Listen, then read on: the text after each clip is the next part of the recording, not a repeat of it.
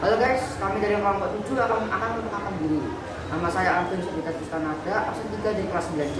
Saya Alexander Mikael, absen 1 dari kelas 9C. Saya Santos Gudel, absen 10 dari 9C. Saya Helena Akulin Fatika, absen 16 dari 9C.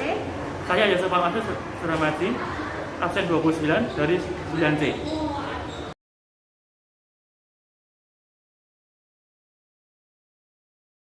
Sebagai seorang pelajar, kita dapat mengamalkan nilai-nilai Pancasila dalam kehidupan sehari-hari.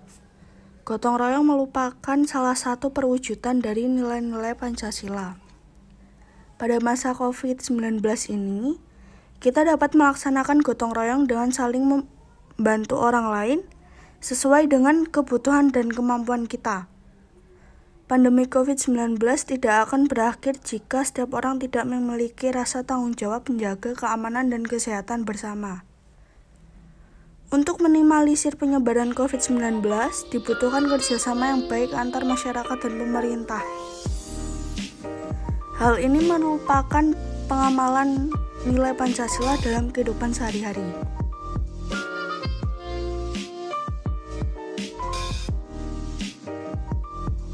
Salah satu tokoh inspiratif yang dikenal sebagai influencer, yaitu Dr. Tirta, yang belakangan juga menarik perhatian pada saat pandemi ini. Pria bernama lengkap Tirta Mandira Hudi ini secara aktif membantu mengatasi penyebaran virus corona di tanah air. Beberapa bentuk kepeduliannya antara lain seperti menjadi inisiator donasi nutrisi garda terdepan bersama rekan-rekannya dari Fakultas Kedokteran UI. Ini adalah gerakan kepedulian bagi para tenaga kesehatan yang berjuang di lini terdepan. Melalui donasi tersebut, Dr. Tirta membantu menyediakan asupan makanan bergizi hingga vitamin bagi tenaga medis. Selain donasi tersebut, ada pula donasi bertajuk Bersatu Saling Bantu demi membantu persiapan kebutuhan bagi rumah sakit darurat COVID-19 yang ia buka dengan kolaborasi bersama kitabisa.com. Tidak berhenti hanya pada penggalangan dana, Dr. Tirta juga turun ke lapangan memberikan edukasi tentang cara mencegah penyebaran virus corona hingga membagikan masker dan hand sanitizer bagi masyarakat luas. Walaupun zaman semakin berubah dan persoalan di sekitar semakin bertambah, tetapi tidak menyurutkan niat kita untuk selalu berbuat baik kepada siapapun yang membutuhkan pertolongan kita. Perkembangan globalisasi saat ini juga membawa dampak buruk dari pola makan yang menyebabkan berbagai masalah kesehatan. Globalisasi berpengaruh pada gaya hidup masyarakat Indonesia, khususnya pada pola makan. Dengan beralasan sibuk, banyak orang yang menunda makanan dan memilih menu yang sembarangan.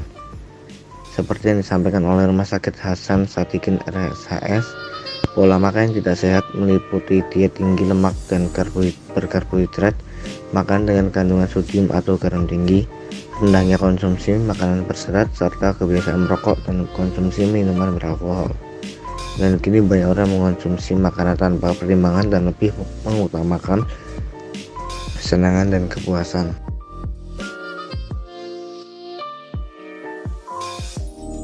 Penggunaan non-medis atas obat-obatan yang membutuhkan resep dokter tengah menjadi ancaman utama terhadap kesehatan publik dan penegak hukum di seluruh dunia, dengan opioid sebagai penyebab paling berbahaya dan terkait dengan 76% kematian akibat penyalahgunaan obat. Menurut data terkini World Drug Report atau laporan obat dunia yang dirilis hari ini oleh United Nations Office on Drug and Crime atau UNODC, fentanyl dan analognya tetap menjadi permasalahan di Amerika Utara, sedangkan tramadol, suatu opioid untuk penanganan rasa sakit moderat hingga moderat berat, telah berkembang secara mengkhawatirkan di beberapa bagian Afrika dan Asia. Akses terhadap fentanyl dan tramadol untuk penggunaan medis cukup vital dalam meringankan rasa sakit. Namun para penyelundup memproduksi secara ilegal dan mempromosikan di pasar ilegal yang menyebabkan ancaman serius hingga kematian. Terima kasih telah menonton video kami dari awal sampai akhir, semoga bermanfaat. Jangan lupa like, subscribe, dan share ya kawan-kawan. Terima kasih. Sama-sama.